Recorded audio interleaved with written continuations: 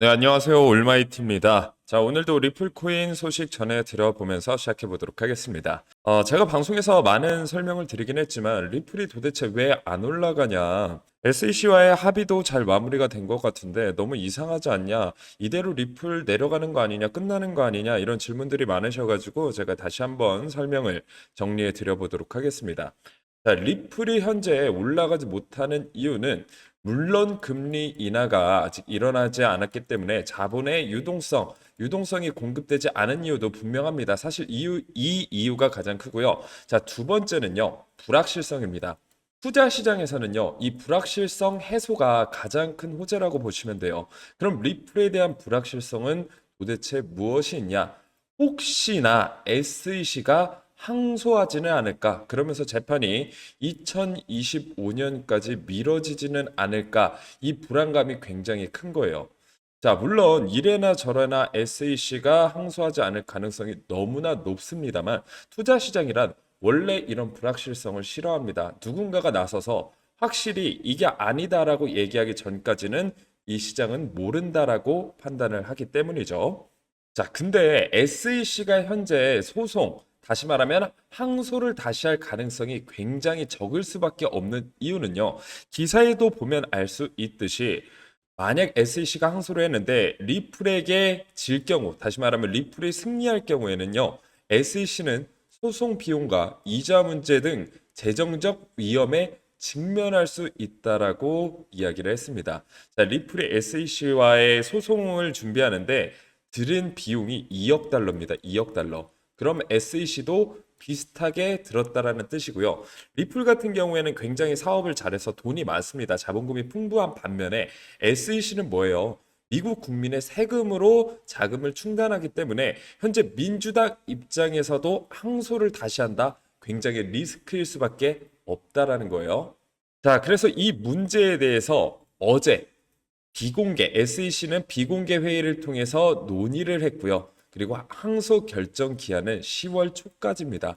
자, 다시 말하면 10월 초에 항소를 하지 않는다라고 하면 이제 정말 리플에 대한 불확실성마저 해소가 된다라는 거고 11월 대선을 기점으로 폭발적인 상승력을 보여줄 수밖에 없다. 9월 금리 인하로 자본의 유동성이 들어오고 확실한 불확실성 해소가 된다라고 하면 그때부터 정말 리플은 날개 단 듯 올라갈 수밖에 없다라는 거예요. 이미지 보시게 되면 8월 29일 날 SEC 공식 홈페이지죠. 비공개 회의가 진행된다라고 했습니다. 아직까지는 별다른 소식은 없습니다만 역시나 항소를 할 가능성에 대해서는 거의 0%, 제로에 가깝다라고 보시면 돼요. 여러분들 절대 걱정하지 마시고요. 현재 리플이 눌려주고 있을 때 여러분들 너무 좋은 기회다라고 생각하시면서 매수를 하시면 돼요. 제가 쉽게 예를 들어 드릴게요. 여러분들 핸드폰 살 때 갤럭시 있잖아요. 갤럭시 가격 떨어지면 뭐 대란 일어났다고 하면 너도 나도 줄 서서 사죠. 자, 마찬가지예요. 리플에 대한 펀더멘털 엄청나게 좋죠. 그리고 리플이 악재가 있었나요, 그동안? 없었단 말이에요. 자, 이런 상황에서 가격만 떨어지면 뭐예요?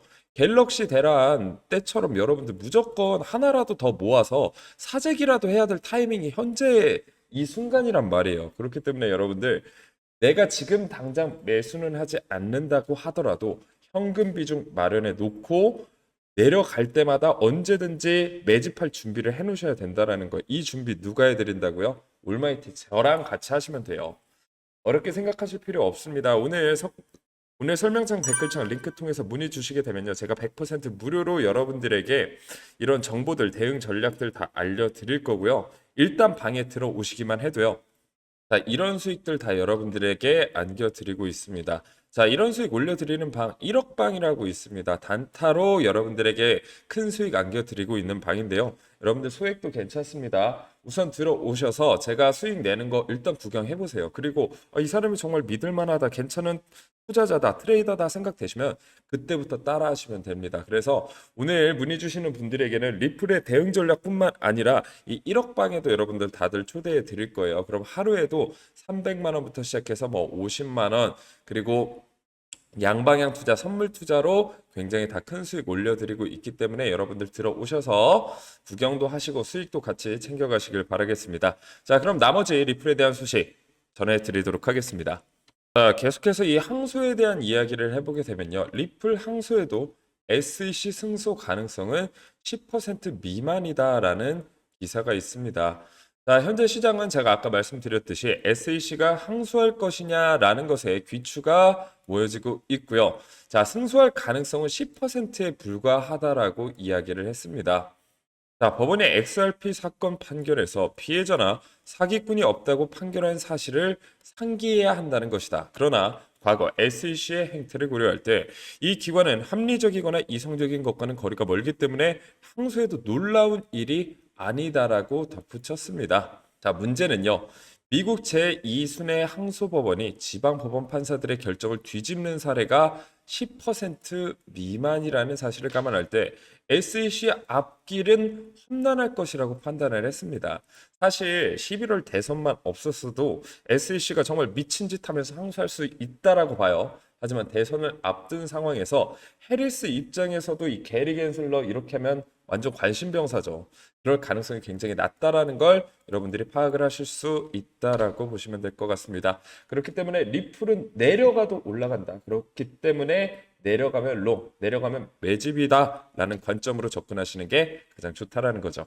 자, 지금 어떤 사태까지 벌어졌냐면요. 팀킬을 하고 있습니다. 자, 민주당 의원이 SH 집행에 의한 규제를 비판을 했습니다. 자, 민주당의 임원인 민주당 사람인 게리 겐슬러가 민주당한테 공격당한다? 이거 굉장히 어렵다라는 거죠. 민주당도요. 현재 친암호화폐적인 이런 정책들을 보여주기 식으로라도 할 수밖에 없는 입장이에요. 그동안 반암호화폐적인 스탠스를 걸어왔다라고 하면 현재 미국 시장, 미국 국민들이 80%가 암호화폐를 투자하고 있는 상황 속에서 굉장히 어려워진 상황이다라고 보시면 될 것 같습니다. 그리고 여러 애널리스트들은 역시나 리플에 대한 긍정적인 전망을 계속해서 보여주고 있는데요. 삼각 수렴 패턴뿐만 아니라 볼린저 밴드로도 이 엄청난 상승률을 예측하고 있는 트레이더가 있습니다.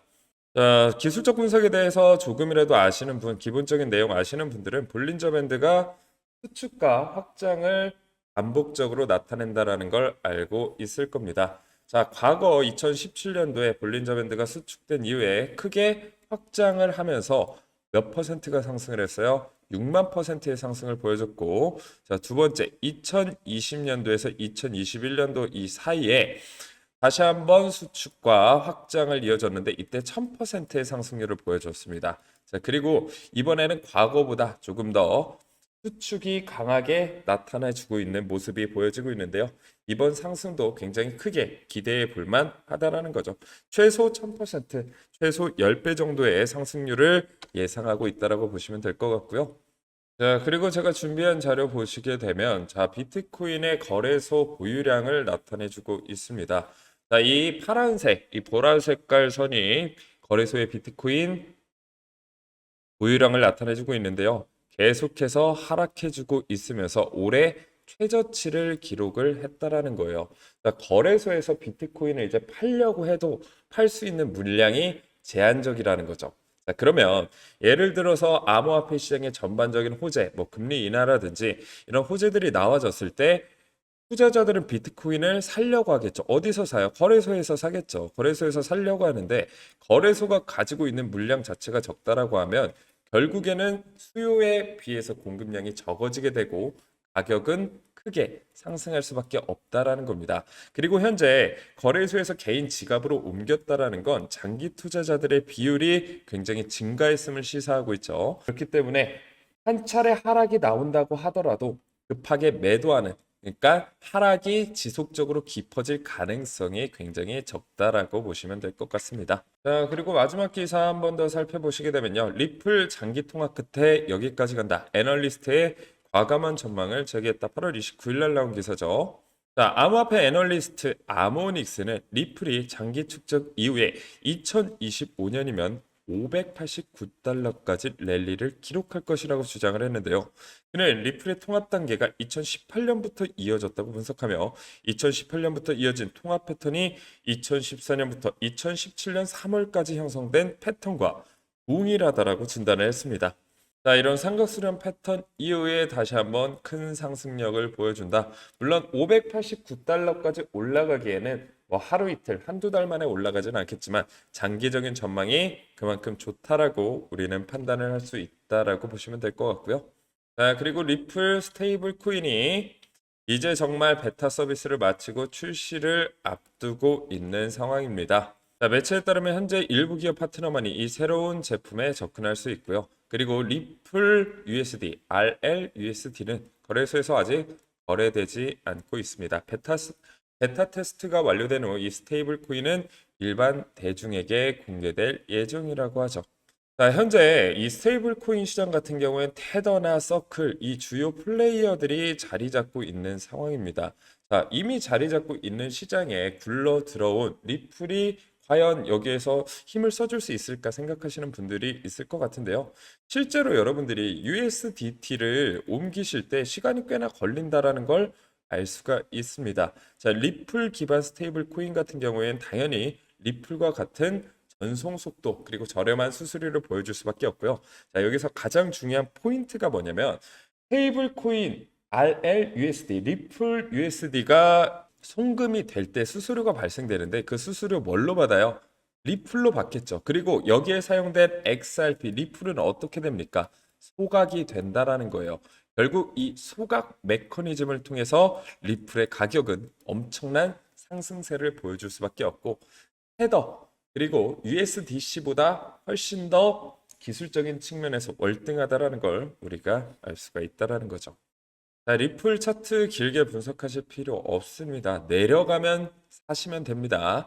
하지만 이 세력들의 맥점 자리, 분봉 프레임의 세력들의 맥점 자리 공략하시는 게 훨씬 더 유리하겠죠. 이 대응 전략 궁금하신 분들은요, 오늘 설명창 댓글창 링크 통해서 문의 주시게 되면 제가 100% 무료로 여러분들에게 정보 전달해 드리니까요. 많은 참여 부탁드리도록 하겠습니다. 저는 다음에 더 좋은 양질의 영상으로 찾아뵙도록 하겠습니다. 감사합니다.